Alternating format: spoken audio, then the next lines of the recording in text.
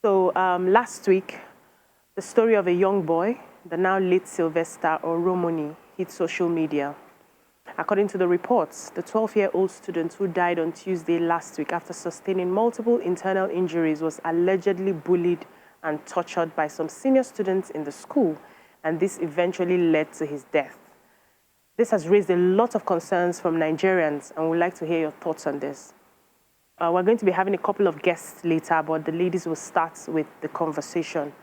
I think you can join the conversation and call us on 081-270-53687 and also 091-390-76948.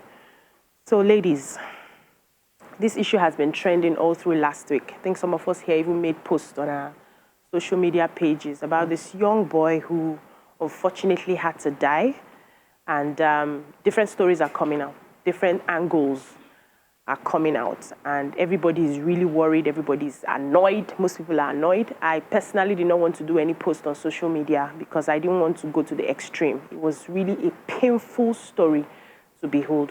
But let me come to the ladies. When you first saw this, what was your thoughts? I think we should first establish, for those that did not follow the story or know what happened.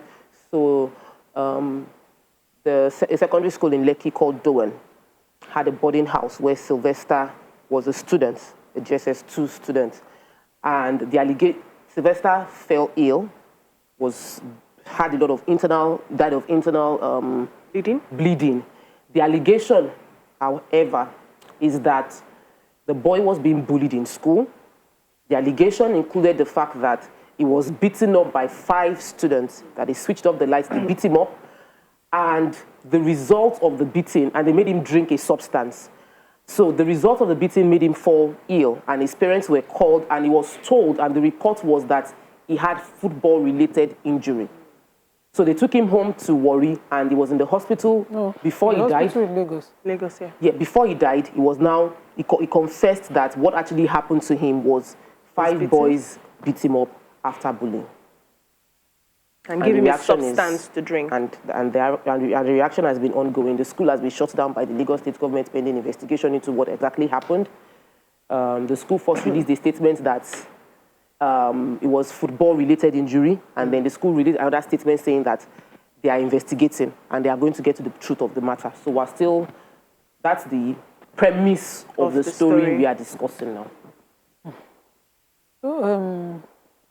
The trend of it is that there were slow reactions because, of course, the boy had been bullied into withholding the exact cause of the pain he was having. You know, of course, as bullies, he will be threatened, his life will be threatened. And we've now started hearing accounts of classmates who were also in the hostel at the time, telling their parents that, you know, the lights were turned off, he was beaten, he fell from the bed, he was kicked, punched, and, you know, stepped on and all of that. And the boy came home with all of those pains.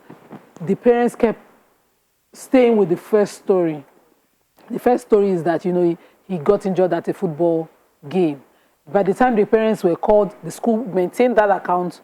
And so this sort of got us to delay in getting him the right help to the loss of the boy. So as a school, the first thing that the school should have done was find out how. Even if the mates were immediately saying, they should have looked at and wondered how, you know, a boy who went into his bed is suddenly having this sort of pain, so that they are telling the parents the right thing. Also, I'm not blaming the parents. No, you cannot blame them at all in all of this. But, you know, now because of what we have seen now, we have learned that beyond what a child says, you'll be digging for more. Are you sure? Is this pain, does it even look like a football? I don't think so. Are you sure? Is there something you are trying to say to me? Would have been the questions, because I am Muslim, so I don't want to look back in the past that, you know, let's just accept that this is fate. But there's no how that you would not want to take some lessons and see if there's any possibility you could have prevented this sort of thing from happening. Sad eventuality from happening. So for me, it was a torture watching the video. When the story broke, I just read it and I moved on, and I said, you know, justice for. But Lekki Phase One then posted the video of how this boy could not move. And watching that video, I don't know why I found the strength to watch it through. But by the time I was done, I was alone in my room and I was shivering with fear from, just watching, and I had to share it. I had to share it because I don't want to go and sleep with somebody fell at a football or somebody secured. I have children too. Children come home with different things that you must see and you must ask. Ask questions. Because somebody might have intimidated them into talking. So, and this is a sad case. Nima, I know that when you sit on this part of the table, you're not really supposed to have like an opinion. But on this matter, I'm not going to just calm down. I feel like there was no care in that system because I know that schools have prefects, schools have house parents that are, especially boarding houses, that are supposed to, take care of the children aside from the academics. So you come in from the from school to the hostel, you have somebody who checks on you as a house parent. So when they saw that this boy all of a sudden started limping, whether it was football or not, nobody made a report, nobody complained, nobody called the parents. I saw a video where the father was lamenting that up till that moment that he was doing that video, that even the owner of the school did not call. The school administration did not call. It was one teacher, I think whether GSS 1 or GSS 2 teacher, who kept calling to find out how the boy was doing. That is wickedness. As far as I'm concerned, that just shows that a lot of people are complacent. You carry children, put them in your care, and you're not caring for them. It's beyond academics. It's beyond going to the classrooms to study maths and science. Especially when it's a boarding school. Children are in your care. You have to nurture them. So at what point did they notice exactly that something was wrong with that child and nobody said anything to the parents? No, I don't think the school noticed anything. No, the school should have noticed. The house parents should have noticed. No, so the school, this is my point. When the boy was ill, the first point of call is that the school said that they have they have 2 nurses and then they have a doctor. So they took the boy to the sick bay, obviously. But here is my question. Was it that the nurses didn't find out that the injury that they could see it's not something they could treat? Was not a football injury. So that's my point. There are football injuries. There are some injuries that cannot happen from football. The boy said they matched his wrist, they matched his knee. Obviously, that's not a football the nurses should have picked up on that. No. My brother lost the ability to play football professionally because of an injury from football. So there are certain grievous, extreme football injuries. But as a nurse, that's why I said the school did not find out anything. They simply reported the boy was sick and probably put him on painkillers. The school did not bother to find. The school don't have the ability, from what we have seen, to find out anything. They didn't find out anything. Then call the parents to take him to the hospital. That's why, for me, when a child is in a boarding facility, the parents are co-parenting with the managers of that facility. Exactly. They have more than a duty of just a school. So if you are not fit to run a boarding facility, please don't bother to assure parents that you have. Even day facilities were having issues. I had to check my son as if it was a piece of fabric for mistakes till I found pinch marks on him, and that started an investigation that revealed abuse from teachers. So the school did not find out nothing. Let's go on a short break. When we come back, the conversation continues. Stay with us.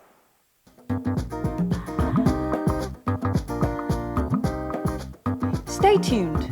Your View will be right back. Thanks for staying with us. While we wait for messages and phone calls, I would like Tope to tell us what you feel about this situation. So what I would like to start by saying is this is a result of multiple failures across many levels. The death of Sylvester is caused by the fact that people failed to do their jobs. The authorities within the organization failed to follow through on the policies that will protect the children. There is a policy, there's a habit of cover-up. When things happen, we don't deal with the situation. We take it as an attack on our person.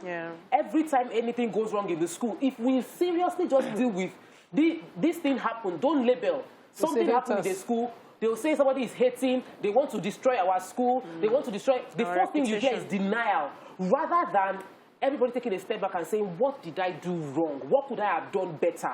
If the boy died of football-related injuries, somebody still dropped the ball at the football field. The coach dropped the ball. Some children attacked him in a way during the football that is not football related. So from every angle, people failed at multiple levels, and many people need to be brought to book. Number one, of course, is the school. Have you gone online to see the stories? If you put hashtag justice for Sylvester, you will see multiple stories of people that are saying they experienced the same thing in this school, number one. Number two, within the school itself are multiple people, checks and balances that should be in place, that all of them did not do their work, and all of them need to be brought to book. Thankfully, we've seen a pattern of how it can be done in what happened with Uyo, with the deeper life. Yes. The justice system in Uyo has remanded 5 people, and five people in the school, 2 students, all of them involved, because that's the way it should be. The teacher in charge, the housemaster, the supervisors that should have checked what is going on, the nurses that were involved, the people that gave first aid treatment did not do a good job. They should be checked. The school organization that released the statement saying it was football related for a boy that could not walk should be checked. The boys that were bullied, allegedly now they say some of the bullies are trying to fly out, have been released, and some of them have gone out of the country. They should be called back. Them? There are many people that Let should me quickly answer take for this call, Tope. Dr. Adeton from Lekki. Good morning. Hello, good morning. Good morning. Good morning, ma'am. Okay, so can I tell you what I'm saying? Yes, you're on here. Go ahead. You're live. Okay, great. So I would like to say that well done, you guys, on what you're doing, and it's really so this happened at this moment. It's really very sad, but I'm a psychotherapist actually. So my team and I have a lot of schools. We have a lot of schools that we go to sensitize children. I think the school itself is not the problem. It's the problem and not the government per se. School management is the problem. So when we go to these schools, we say a lot of things. We get to counsel children and all that. And when we want to do follow-up on those children with counsel, because we bring those cases over to the guidance and counselor there, and we try to follow up. The school at some point, when they are tired of we doing the follow-up and the calls and emails and everything, they block us. That's how terrible these schools are. And so you go and tell them, okay, so we do BLS and CPR training, let's train you, and they're expecting you to train them for free. It's not even a problem if we want to train them for free, but most times they reject those things. Okay, so the nurses and the doctors in that school, their license actually needs to be seized. It needs to be revoked, because I don't know how somebody will call themselves like you're trained Nurse. and you don't even know that this injury is not from football. They have to call the You parents. can suggest. And then the school trying to cover up something like this because in their mind they're trying to cover their image. It's appalling to me. Thank you so much. Thank you so much, Dr. Adeton. So, immediately I saw this event, I started to recall some of these experiences as a mother. I remember my daughter had to start school at a year, 4 months because I had to join the show, and it was a shock for me.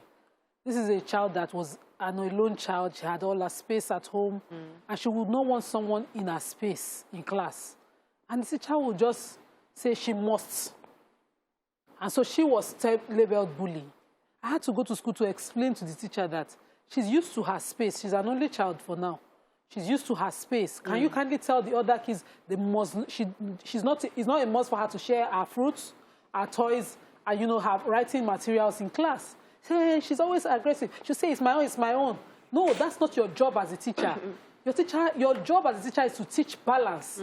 Tell the other kids to let her be. Tell her to share, not to label one child. Because I came to class unexpectedly and saw my child in a corner, Isolated. Yes. There were 4 children in the class, and she was alone in one corner facing the wall, as if on punishment. I asked her, wondered why, and she said, no, she does not like to play. She's always aggressive. I said, did you worry about that? So there's a problem with the training some teachers have. Yeah. Yes, definitely. A major problem. So I would say at any school that says I cannot come in unexpected to see my child or monitor schoolwork, my child can't go to that school. That's based on my experience, because I came in and at one time I wanted to put my child, help her with her shoes. Another child just came, took her bag and started to give me the shoes. I said, I told you to let it be. I told you to give it back. Is it your own? And the child was like, that's what she used to do. I said, is this wrong? Let's take this call from Austin. Austin from Enugu. Good morning. Good morning. Good morning, sir. Can you hear me? Yes, you're live. Good morning. Go ahead. Okay. There's something I want to say. I've listened to your program and everything people are saying online regarding the issue. What I want to say is this. We have been looking all the blames on the school management. But there's something that we don't seem to be taking into cognizance, and that's the issue of parenting. That's the issue of parenting. Yeah. There's a story I read online on social media related to the mother of the child, or the student of the boy, where she was lamenting. I don't know if it's true or not, but the story was related to her, where she was lamenting that only if she paid closer attention to her boy, that this thing wouldn't have happened.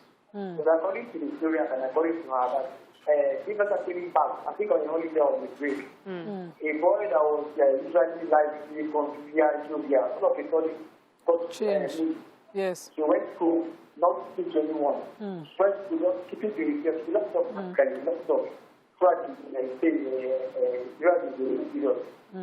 Then all of a sudden, 2 days or a day, he was to be taken back to school. She came to the mom and said, please, can you tell that you came to school for me? Then you were asked her, why was that school for you? What happened? Then he did not talk, he didn't say anything. She did not go further to inquire from him what was wrong. She did not go further to inquire from him why the mood. She did not go further to inquire from his common sense what happened to her boy. She kept quiet and she was amused about it. Then the next day, she came back to school. And that was the last year she heard of the boy in conference. So most of the time, parents will take care of their children to tell them, we will tell this boy, when you know this is how your child is, this is how your child is, then you take closer attention to them. But most of the time, you don't know the threat that was given to him in school to sort of not to anyone. Thank you so much, Austin. So, Austin, thank you so much. This is not because we don't know, but the gravity of what horror that she's going through now, I mean, the trauma that she's going through now, is enough for her to be, in retrospect, thinking about what you've just said. She already knows, and we know these things as well. So there's no point. I wanted to land the point of, understanding a child's nature, so that we don't teach the child anger, aggression, as teachers, as parents. When you know a child doesn't want in their space, you let them learn to share, learn to play, learn to become extrovert, not force them so they don't get aggressive. I'm afraid we have to go. Your final thoughts, Tope, quickly. My final thought is we must keep the tempo going. This is not just about Sylvester. Yes. This is about every one child. of us. That we are adults now, but we're bullied, and every child should not go through what we went through, and we must create a system that protects the children. So we keep the tempo, we keep on talking about this until we get justice, not just for this one, but for many others, and to prevent it in future. That's it. That's all we can take on the show. I hope that we get justice. We're not going to relent on this matter. We're going to follow it through. We're going to still keep talking about it till the parents have a sense of peace after we have gotten justice. And for all those people who are traveling out now, better come back because you will answer to your crimes. That's all we can take on the show today. We'll see you again tomorrow. Have a lovely day.